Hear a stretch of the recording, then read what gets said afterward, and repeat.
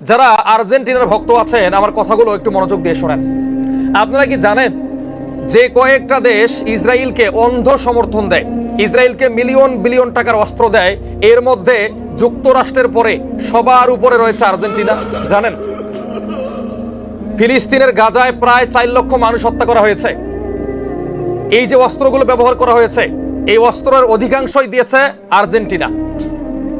এই আর্জেন্টিনার পতাকাকে উড়িয়ে আপনারা গাজাবাসীর সঙ্গে বিশ্বাসঘাতকতা করছেন, ফিলিস্তিনের মানুষের সঙ্গে মস্করা করছেন। যারা ব্রাজিলের পতাকা উড়াচ্ছেন আকাশের মধ্যে, শুনে রাখেন, ব্রাজিল সেই দেশ যে দেশে প্রকাশ্যে আল্লাহকে গালি দেওয়া হয়, আল্লাহর নাম মাটিতে লেখা রাখা হয়, আল্লাহর নাম রাস্তার মধ্যে খোদাই করে লেখা রাখা হয়, এর মধ্যে জুতা স্যান্ডেল পরিধান করে মানুষ হাঁটে, মসজিদে নামাজ পড়তে দেওয়া হয় না।